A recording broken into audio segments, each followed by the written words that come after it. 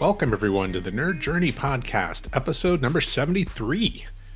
We're joining you every week to talk IT career progression and bring you the advice we wish we'd been given earlier in our careers. I'm your host, John White, at bjourneyman on Twitter, joined by my co-host, Nick Cordy, at networknerd_. Hey, Nick, how's it going? Hey, John, I'm doing great. We are both pre-sales technical engineers with backgrounds in IT operations. We hope our career discussions will be vendor neutral, relevant across disciplines, and remain timeless. If you're enjoying our content, please drop us a positive review on Apple Podcasts or wherever you subscribe. And if you want to get in touch with us, tweet or DM at Nerd Journey. Ultimately, we're just two nerds on a journey. A journey to virtual enlightenment. So let's take a trip. Great, Nick. Hey, this week we're still under stay-at-home advisement, and we're talking with a practitioner from the community whom we've gotten to know pretty well over a year of years now. Al Rasheed is his name, and you had the idea to talk to him about what exactly? So I ran into Al when he was in Dallas last October for the VMUG UserCon, and he was actually giving a presentation. After we talked for a little while, I wanted to follow up on our presentation episode 41, and get some nuggets of information from him. I won't give it away, but I really liked the way he approached this public speaking opportunity and thought it would have some great nuggets for our listeners. Let's find out if I was right. I'm really excited for everyone to hear part one of our interview with Al Rasheed.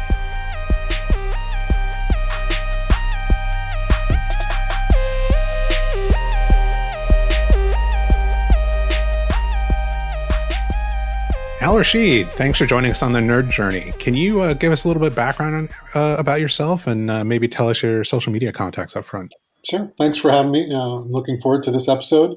My name is Al Rasheed. I am a systems administrator for a federal contractor here in the DC area.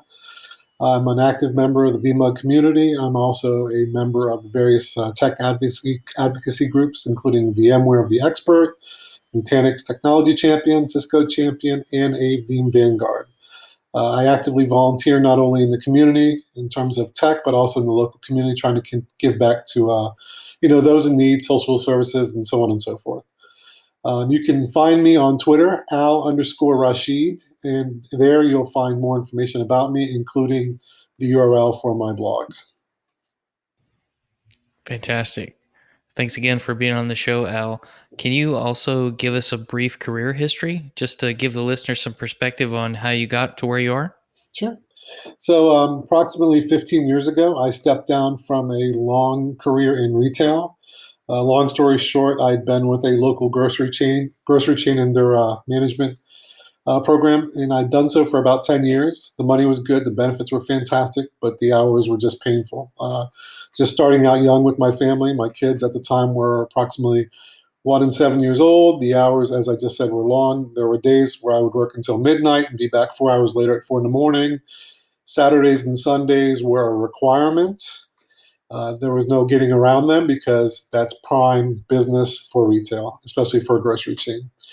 So this is probably early 90s, early 2000s. I decided I'm going to take a risk on myself, but it obviously required blessing from my wife because you can't move forward unless you have support from your better half. And so with that being said, I stepped down from my full-time role in retail as a manager, remained with the grocery chain in a part-time capacity. The reason being is I just wanted to continue working with them while I adapted to my new career in IT, which was full-time. And money is always, unfortunately, a factor, so you've got to make up for some of the losses in some capacity. But one of the other factors that I had to consider was because I'd been with the grocery chain for so long, I didn't want to leave early before getting my severance. I did that for about 3 or 4 years, working both jobs, approximately 60 to 70 hours a week. It was challenging, but when I look back, I don't regret it. I'm glad I did it. IT, I've thoroughly enjoyed for the past 15 years or so it's been great. Can you maybe elaborate on that transition? It sounded like you stepped back from one job and started the new career immediately, but I would find it very difficult to do that without any prep or any maybe background in IT or interest, or like, how did that go? There were some concerns. It was a challenge. I'll be honest, I was very nervous. I wasn't sure of what I was getting myself into. But if we go back to that time, like I said, late '90s, early 2000s, that was during the tech boom. Everybody was getting into the industry, and I just wanted to. I was desperate for something else, and I was willing to do whatever it took, whatever costs, whatever sacrifices it was going to make. But in terms of adjusting from retail full time to IT full time, but still remaining in a part time capacity with my retail job, I'd be lying if I said it wasn't challenging. But it was worth it. It was worth the effort because I would have disliked looking back, regretting my decision not to stay on board for those extra couple years. I mean, it just sounds like you didn't do any skills preparation, or maybe I'm not hearing you correctly there.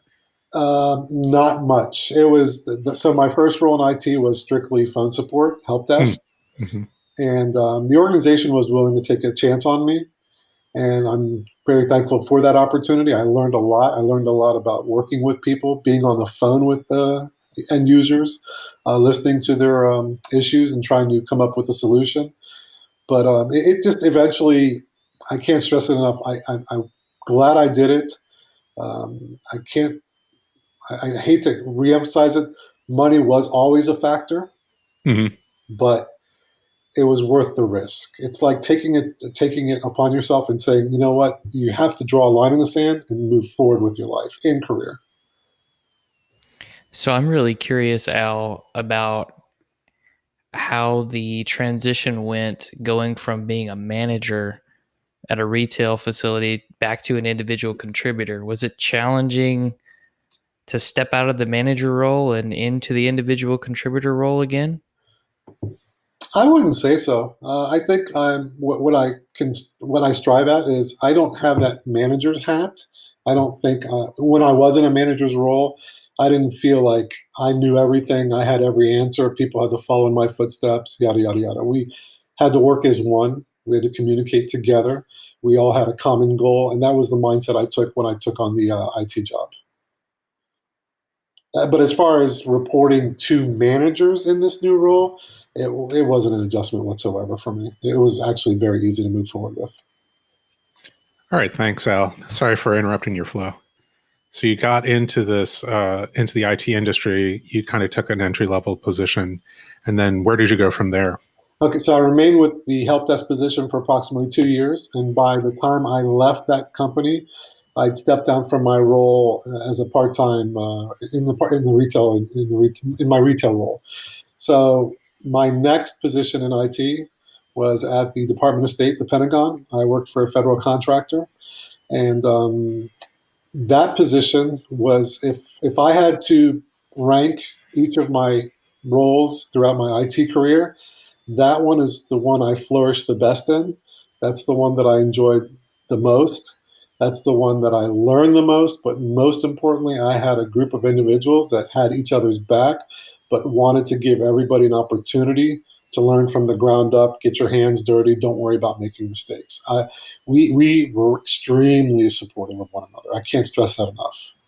That sounds like one of the types of things that in retrospect you look back at and go, oh, that's one of the things that I treasure most about in a good work environment is coworkers in a team where we're all supportive of each other and supportive of each other learning, and the process of learning means making mistakes. Absolutely. If there's such a thing as hindsight, I regret leaving that role. The main reason why I decided to leave that role, and I'll get to it in a second with my next role in IT, is I wanted to be closer to home, closer to my family, closer to my kids. Money was not a factor whatsoever. It was actually a lateral move in terms of salary, but I can't stress enough, it was closer to home. But yeah, like I said, if I could, knowing what I know now, I'd probably have about 15 plus years with that in that role, or not in that role, but with that organization. And where I would be much further in my career than I am now. No regrets. It is what it is. Time to move forward. I've accepted my decision, and I'm happy with it. From there, I accepted my next role in IT was for a local university, and I worked there for approximately 10 years.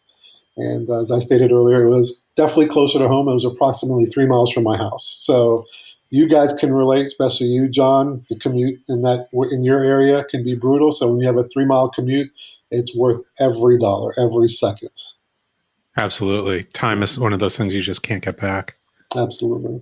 So I was there for approximately 10 years, and then I decided about 7 years ago it's time to move on. No fault of theirs. I'd become kind of stale. I wasn't going to move up. It wasn't a challenge.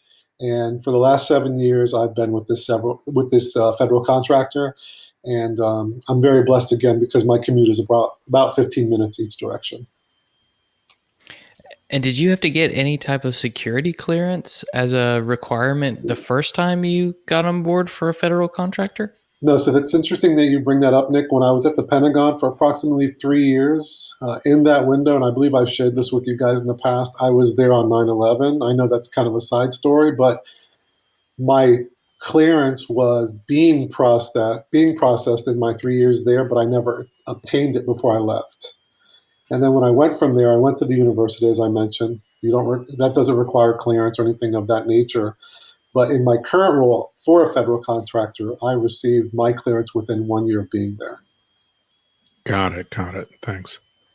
And in your most recent role, how is that different than the university in terms of maybe the skills you needed or specialties you developed, if you don't mind me asking? No, you're fine. I think the skills are elevated. How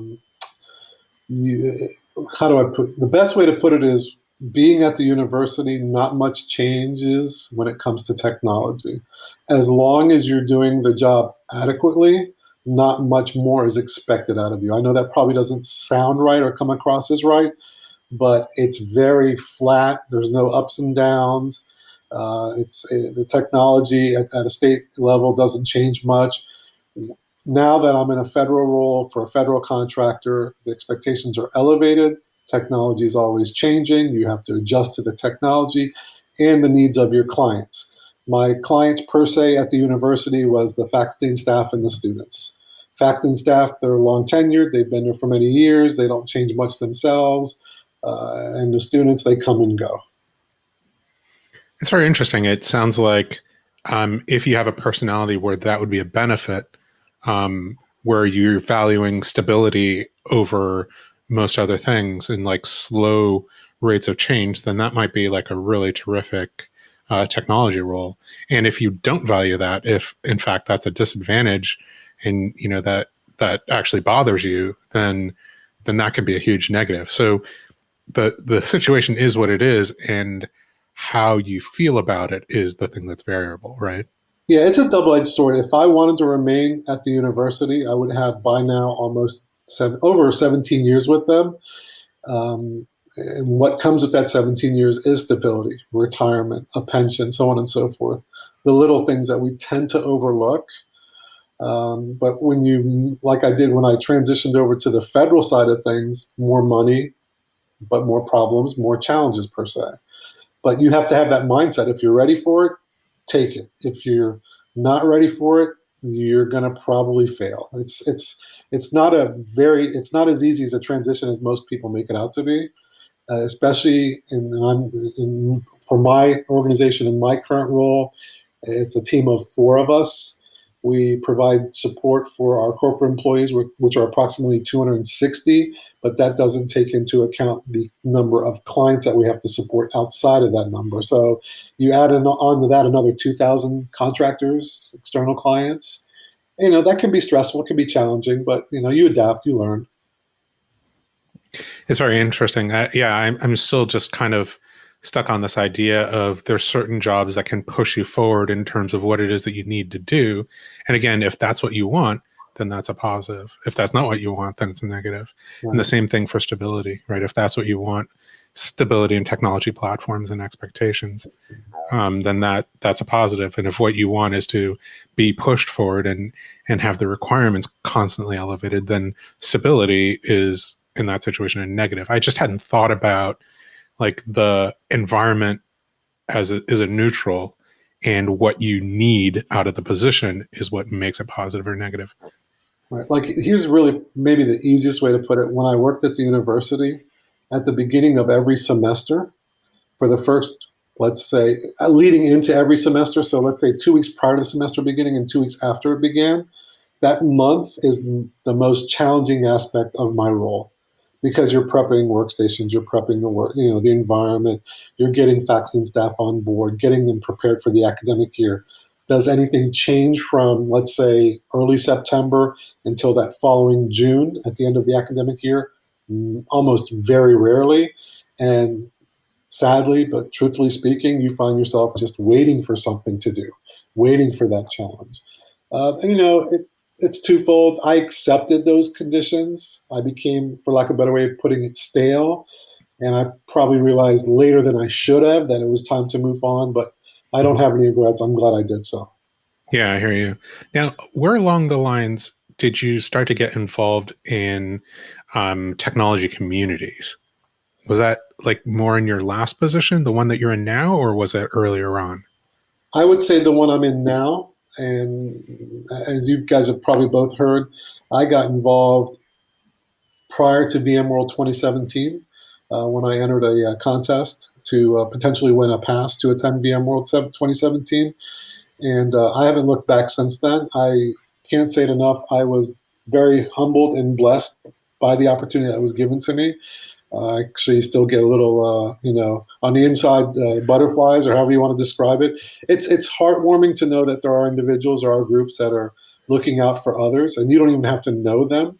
Jorge Torres and William Lamb gave me that chance, and what I wanted to do in return, John, just to answer your question, is give back to others that were or are in the position that I was in at that time. I didn't know there was a community. I didn't know there were people outside of those that you work with, 5 days a week, 40 hours a week, that want the best for you, that want to help you succeed and build you up and so on and so forth. So after getting back from VMworld 2017, that's when I first reached out to my VMUG, let them know of my interest in becoming a VMUG leader here in DC. And I was very surprised that almost immediately Brad and his group wrote back to me, provided me with the application, filled it out. And then within a week later, I was approved and accepted. I haven't looked back. I love it. I cherish it. I welcome opportunities to meet with folks that I would have never imagined ever meeting in my life. You guys are prime examples. But I've been to places that, truthfully speaking, it would have never happened without the community. So I want to continue giving back. Sometimes maybe in the back of my mind, I think maybe I'm doing, if there's such a thing as too much, but I don't think you can ever go wrong with being humble, nice, and giving back. Yeah, absolutely. So wait, are you saying that year that we first met, where you already had a spreadsheet of people to meet, that was the first, the kickoff to your exposure to the community? Honest to God truth, that was my first time, and I was nervous as heck, man.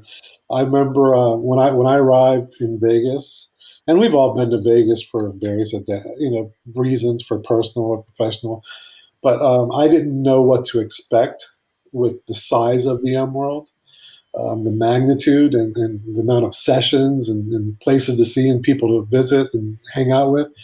So, I still have the photo somewhere of myself with Ariel, Jorge, and Prabhu, and it's great. It's fantastic, and it was definitely what kicked off my interest in the community.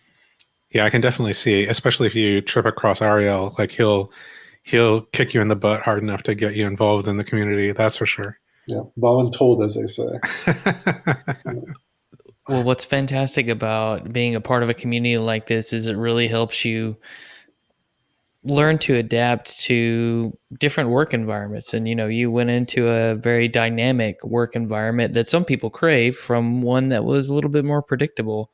Yeah. But what I really wanted to dig into, Al, as it relates to VMUG, is you and I actually crossed paths in person this past year at the VMware User Group UserCon in Dallas, and you happened to be doing a presentation there. And I asked you to be on the show as a follow-up to our episode 41 on presentations. So let's dive into what that experience was like for you. We'll start with, what was it that made you want to submit a session to speak in the first place? There's a couple of reasons. First and foremost, branding and networking. It gives you exposure. It connects with people and organizations that you would never meet or have a chance to do so. But also, I wanted to challenge myself. And again, I can't stress enough, challenge is important to me because I don't want to become a flatliner. I don't want to remain static. I want to continue in a dynamic trend. I speak in front of my coworkers. I present here and there, but these are people you see day in and day out. There's a commonality. You have a comfort level with them. You can kind of talk to them as your boy, as a friend, that sort of thing. But I wanted to be in a little bit more of a professional speaking environment or an opportunity. And not to say that it isn't where I am, but just at an elevated platform. So I welcomed it. I challenged myself. I'm glad I did so, but I never thought I would be accepted. But yeah, it was great. It was a great opportunity.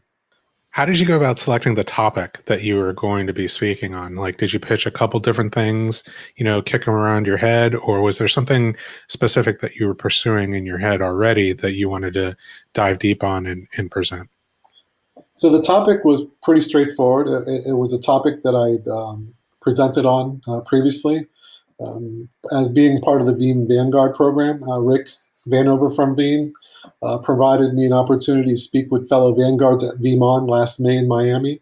And the topic itself was combating ransomware. It's a pretty deep topic. It's pretty relevant, regardless of what industry you're in or what vendor or technology that you provide.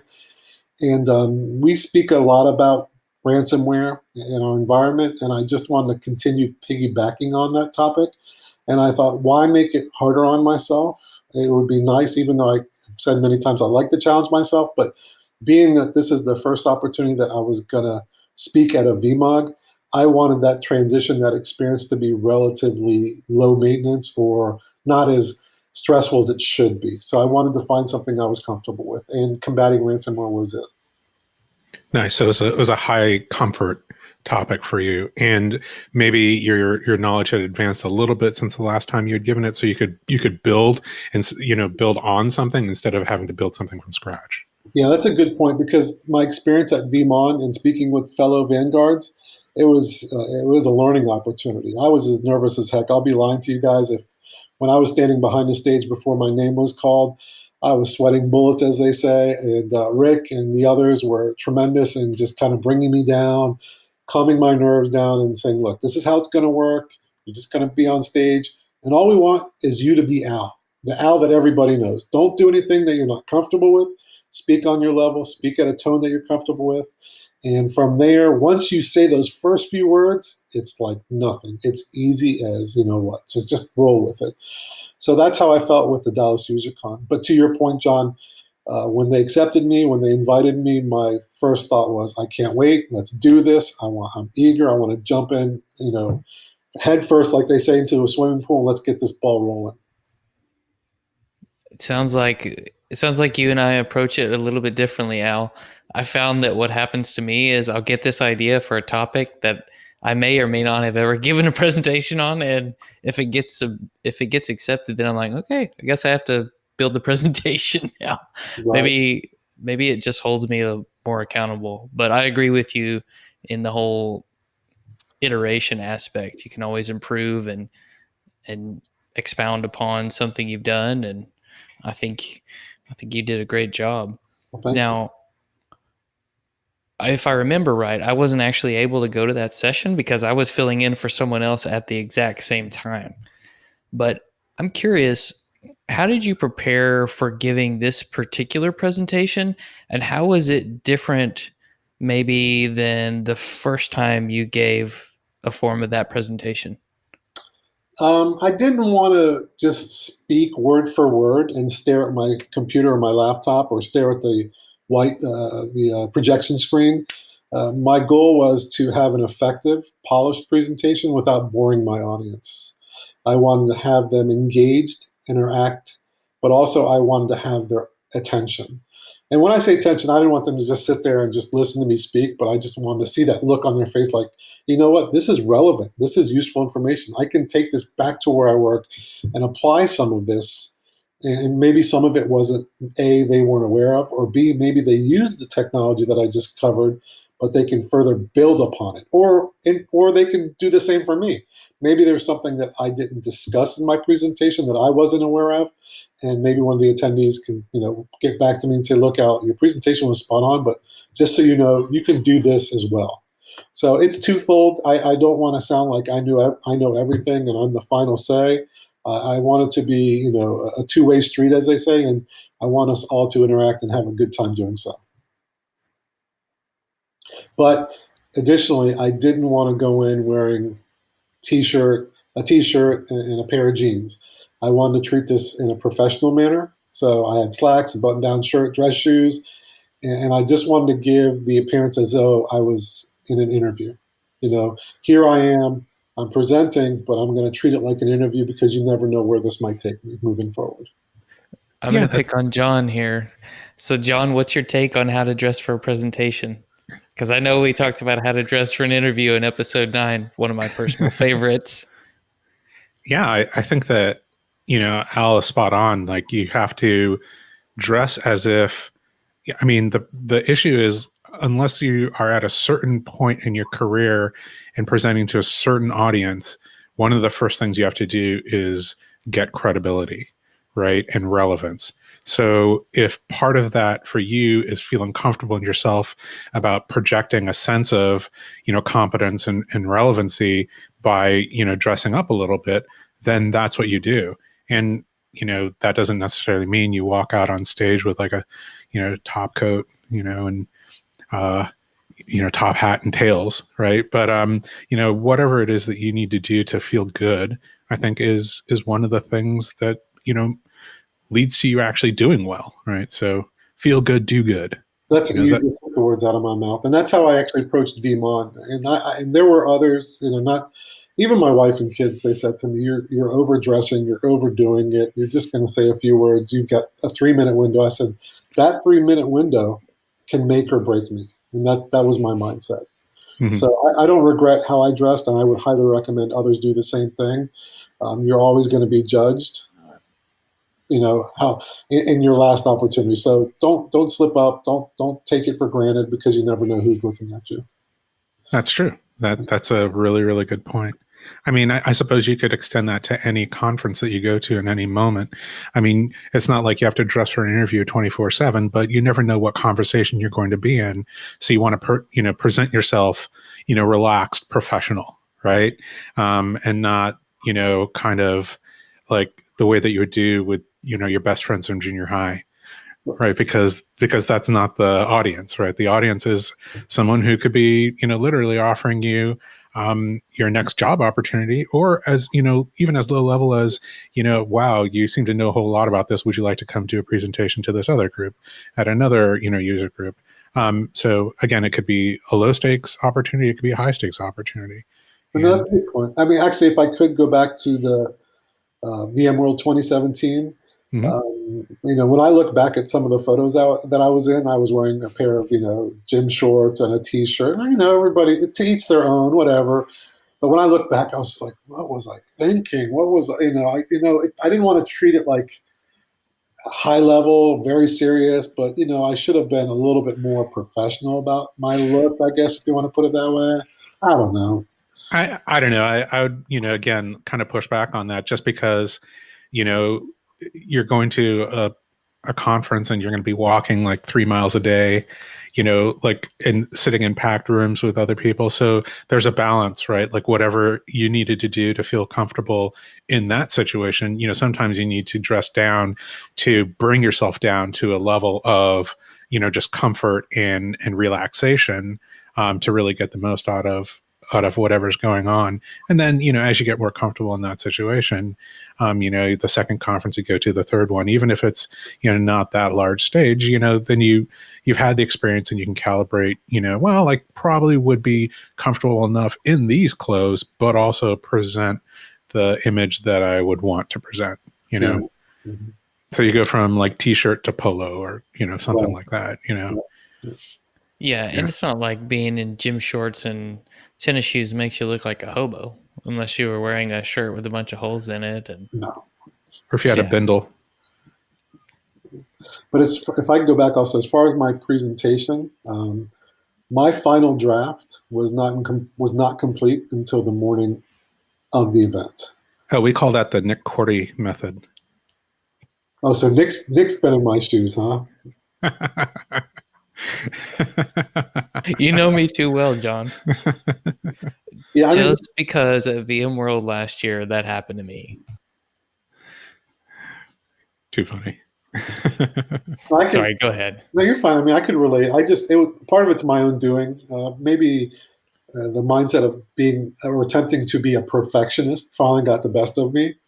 I would say most of my presentation was complete, prepared, and ready, but there were just the final few touches that I was kind of debating on. A couple of images, a few words, or how I was going to approach, a particular slide. But I don't. Again, I can't stress enough. I don't regret it, because the worst thing I can do is not take that opportunity and spend 5 minutes and better prepare myself, and not do that and look back and question why I didn't do that in the first place. So, I actually walked down. I went down the elevator from my room at the kickoff of Dallas UserCon. I believe it started at 8:30 or maybe 9 a.m. And my presentation wasn't slated, I think, until 11 or 11:30 in the morning. As soon as I got to the conference room floor, if you want to call it that, I literally did a 180, went back to my room, and did more prep for another hour. And I don't regret it. I was again more nervous than necessary, but I just wanted to be safe than sorry. Well, I think that you mentioned, just maybe overthinking it. The worst thing, I think, the opposite of that is to not have considered things, right? So there's a fine balance between overthinking every point and then somebody, later on asking, have you thought about presenting it this way? And you go, oh, wow, I hadn't even put any thought into that point at all, right? I wrote the first draft and I didn't think about it until I said it out loud on stage. Right. So there's, two opposites, and falling somewhere in between the two is probably the fine point, that balance of being, I don't know, there or close.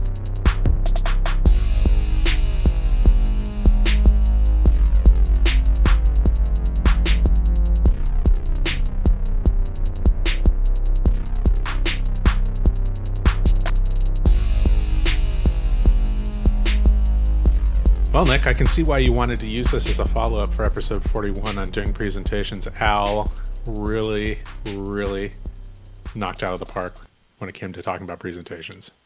Yeah, he did. I really like the fact that he was encouraged to speak at first, and that someone made him comfortable in the beginning on his first opportunity, and that was Rick Vanover. So kudos to you, Rick, and thanks for doing that. It seems like sometimes people just need that extra nudge in the right direction before they really surprise themselves and get to that next level. Yeah, and I really liked his motivations too. He's really pushing himself to grow, getting out of his comfort zone. And we said it in the episode, but wow, he does a ton of preparation.